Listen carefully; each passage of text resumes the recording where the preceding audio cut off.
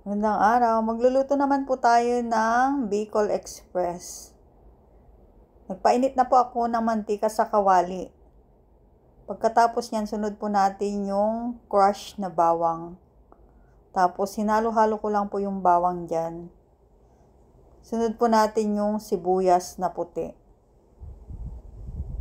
Halo-haloin lang po natin mabuti ang ating ricado hanggang sa maluto at maamoy natin yung mabangong aroma ng ating mga ricado na bawang at sibuyas. Pagkatapos po yan, kapag luto na po yung ating mga ricado, sunod po natin ilagay yung karne. Haluin natin mabuti para hindi po siya masunog. Pagkatapos niyan, ayan na po yung aking hiniwang karne na part ng baboy ay pigi.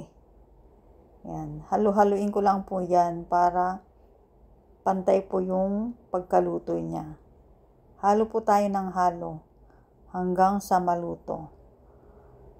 Kapag nahalo na po natin mabuti at naigisa yung karne para hindi siya malansa, lagyan po natin ng pamintang durog. Ayan. Pagkatapos niyan, okay na po yung karne. Medyo nabaliktad ko na hanggang sa mag-brown po ito. Tapos halo-haluin lang po natin maigi kasi huwag nating hayaang masunog yung karne. Mas maganda kasi yung tama lang. Pero dumidikit na po yung karne dyan. Naiga na po yung kanyang tubig. Tapos halo-haluin po nating mabuti para hindi masunog.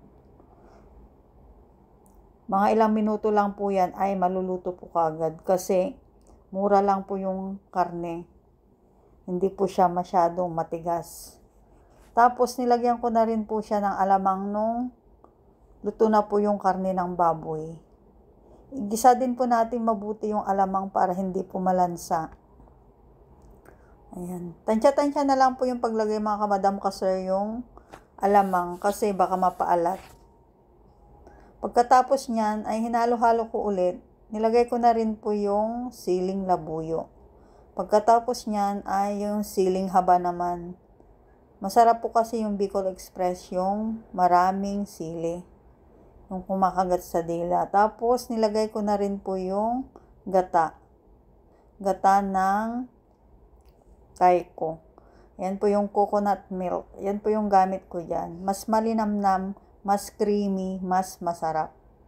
Tapos yan, hinalo-halo ko lang po ulit yung aking Bicol Express. Malambot na malambot po yung karne dyan kasi ginisa ko po mabuti hanggang sa maiga yung kanyang tubig. Tapos nilagyan ko ng betchin, pampalasa. Pagkatapos po yan mga kamadam kasir ay tikman na rin po natin ang ating niluluto kung okay na po yung kanyang lasa. Kung kulang po ay magdadagdag po tayo ng patis or asin. Ayan na po yung aking Bicol Express. Kain na po tayo. Ready na po natin yung kanin na mainit. Mapapa-only rice ka nito sa sobrang sarap. Tara, let's kain na po tayo. Thank you for watching. Bye-bye. Bicol Express ni Madam Ilocana. Mga nena po.